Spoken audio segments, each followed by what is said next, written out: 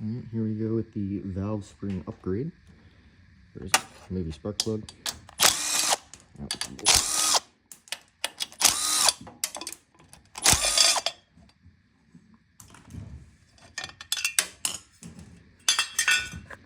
Now we're going to turn the engine over to find top dead center so the valves are nice and loose.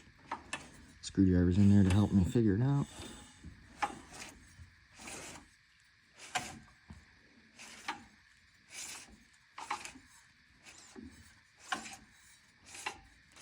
There it is. And we're actually just going to back it off just a hair from top dead center. And start inserting our rope.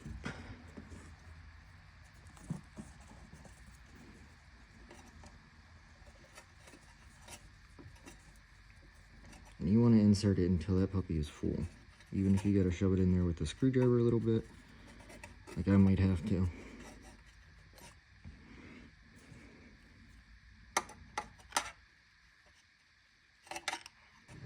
And again, you just want to fill that cylinder with this rope so the valves do not move during this process. Alright, now that I stuffed the rope in there, a lot more rope than I thought. The cylinder was further down than I anticipated. We're going to take the rockers off. This way. Alright, now that the rockers are off and we're ready, we're going to rotate the engine until that rope gets stuck, which there it is.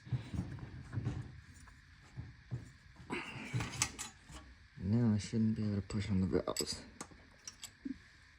Alright guys, sorry, this is the best camera angle I can work with.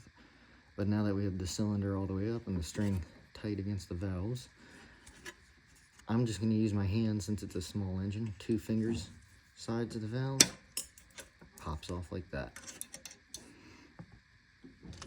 2 fingers. This one's being a little more difficult. There's one.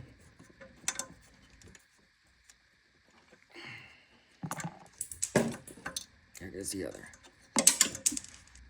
Alright, next we're going to do our valve spring upgrade. These are stronger, taller, and stiffer springs. It's just the opposite of installing valve spring. Retainer. Got my keepers. Yes, I did get them off the floor for those of you that saw them go on the floor.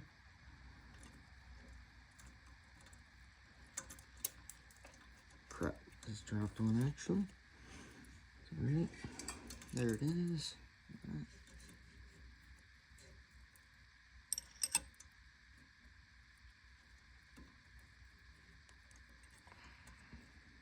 There we go. I'm just going to push on the sides of the valves while keeping the retainers pushed as well. I mean the clips. There we go. It's as easy as that. For anybody that needs a comparison, these are the new valve springs. Obviously a little bit taller. Can't tell on camera, but much stiffer. Hopefully able to increase the RPM on this Briggs & Stratton V-Twin. Originally 20 horsepower. Obviously the second valve spring is going to go on just like the first. Spring, retainer, and clips.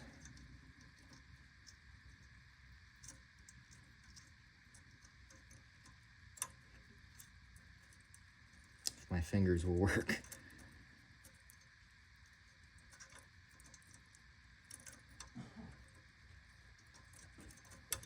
There's one.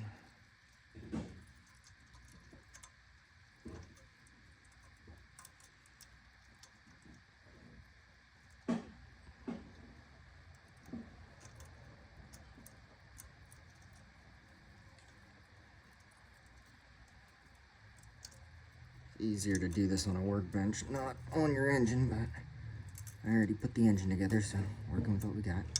Alright, she's ready to be pushed. Got one lined up. Trying to get the second one. There we go. Now we're just gonna unwind the engine just a little bit.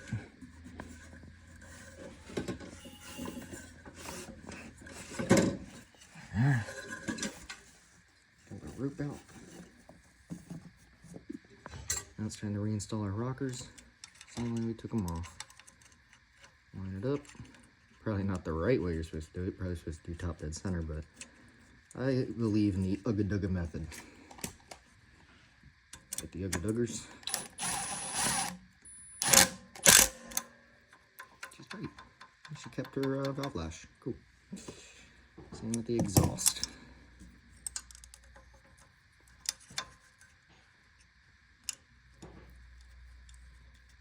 I don't want to cross thread it, so make sure it's started. I'll even push the valve down a little bit. Last but not least, spark plug.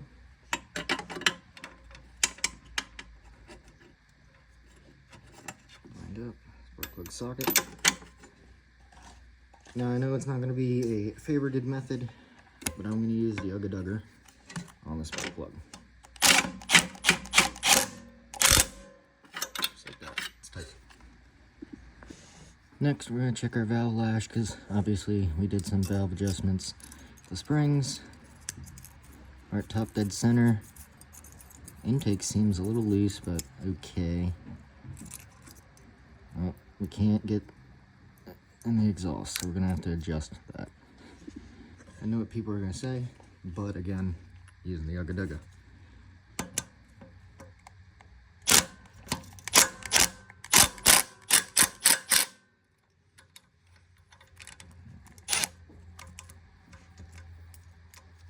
Because of the recent head shaving that I did, the valves are a little closer.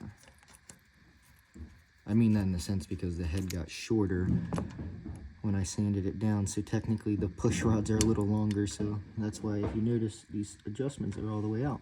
We're barely loose. Now we're gonna adjust.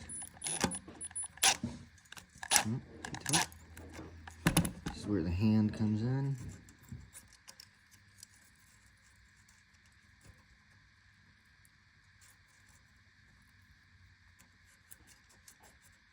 Perfect. Lock that in. Get the wrong tool for the job. Alright. Intake's done. Time for the exhaust. Loosen her up. The hand adjustment.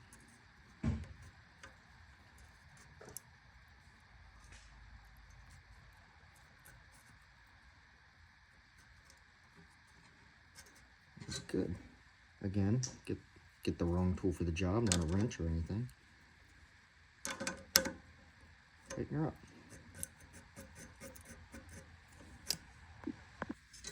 Finally, we're just gonna put the valve cover on. Gasket's already in place. New gaskets, just put them in probably an hour ago, at least engine-wise.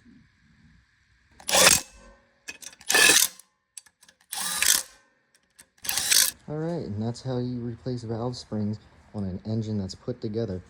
This could work also for car engines, but obviously it's going to be harder. Valve springs are much stiffer.